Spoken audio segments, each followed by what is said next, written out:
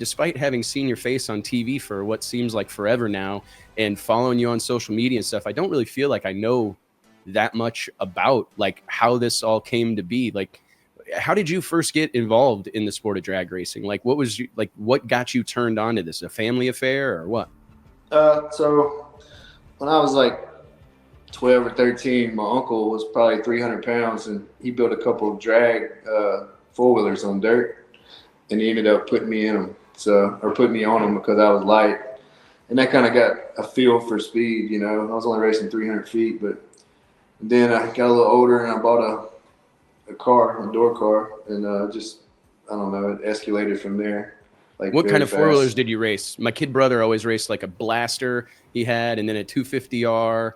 He did a little bit of drag racing. It wasn't very big where we're from. Yeah, we started off on a Warrior, and then we went to a Mojave 250, and then we did Banshees after that. Banshees. That was like the ultimate status symbol growing up. Like if you had a Banshee. For drag racing, if you're going to jump anything, you got to have an R. Yeah. I got a whole collection right now, like right outside this wall at my shop. I got two 250Rs, a Suzuki 250, a Banshee. Like, I got all kinds of stuff. I got a lawnmower back here with a Raptor 660 motor on it. I think I've seen the lawnmower. I think you've done some videos or something with that, right?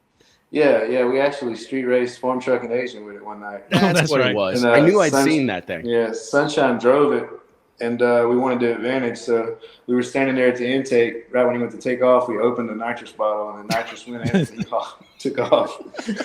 What about Farm Truck and Asian? They've had some interesting exploits with some nitrous bottles. How about the one where they strapped Asian to the chair and then and let go? I was worried about that deal. Yeah, they definitely didn't think that. He was worried about that deal. Yeah, they didn't think that through, and it almost killed Asian pretty much. So.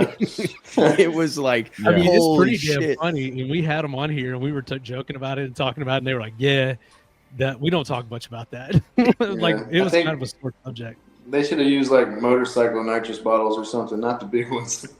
They didn't need to use a 10 or 15 pound bottle or whatever they had. So whenever you got started, like with your own car, what was it? Were you always kind of like knowing that in your mind you wanted to like race heads up? So many of us start out bracket racing or with a fast street car. Or what was well, the way it started was there's this guy down the road from me. His name's Tyrone Williams.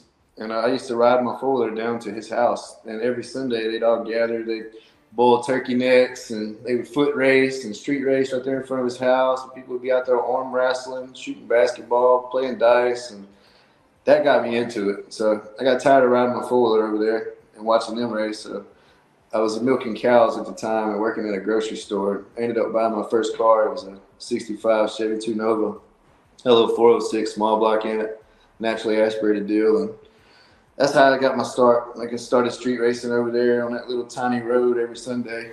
And then you know how it goes from there. Once you get the itch, you can't stop. Yeah, it's a sickness, man. There's no turning back once it starts.